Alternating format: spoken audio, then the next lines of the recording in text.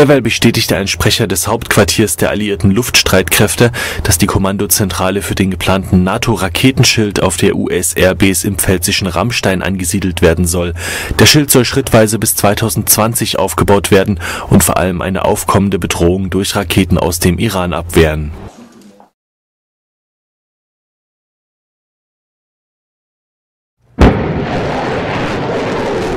What if a ballistic missile is launched against military forces or even NATO alliance territory?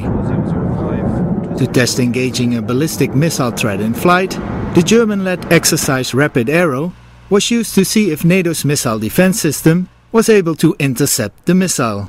2063 is clear to engage. Rapid Arrow, for the first time we were testing the entire system. And it was important because we have done for the first time the entire cycle. Up until now the threats were only simulated and did not include firing a real interceptor missile. This time we had an actual ballistic missile launched against the target area.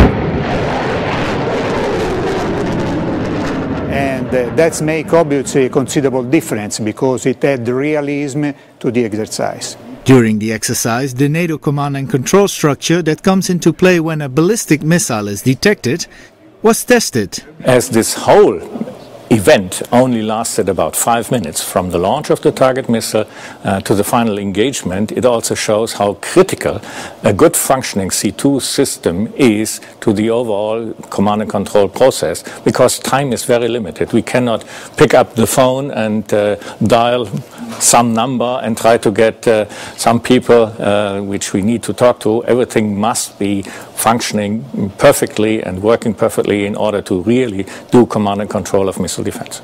NATO's missile defense system consists of the sum of national missile defense assets networked together.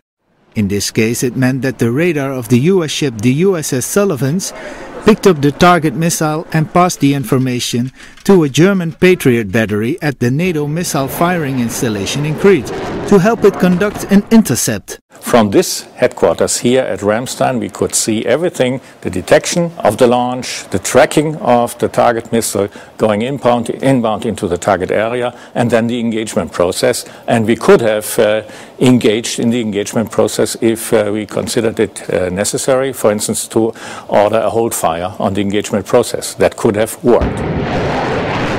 A live fire test, in which the target was successfully acquired and destroyed, is an important step in the development of NATO's missile defense capability. We could use it if we needed to do. At the moment, there are no indications and warnings that tensions are high, that we are under the threat of a ballistic missile attack, but we could use it if the situations would change. The exercise also proved that there's no delay in the information flow between the US and the NATO missile defense systems. The next step is to improve and broaden the missile defense protection from protecting NATO military forces to also protecting its territory and populations. Up to now we have been dealing exclusively with the defense of forces. For the defense of forces there are some criteria. The forces are, for example, trained, are to a certain extent hardened, can be dispersed. Obviously, the populations and territory and city are not. So we need to have different criteria to deal also with these additional requirements. That way the civilian population can also be alerted and warned in case of a missile threat.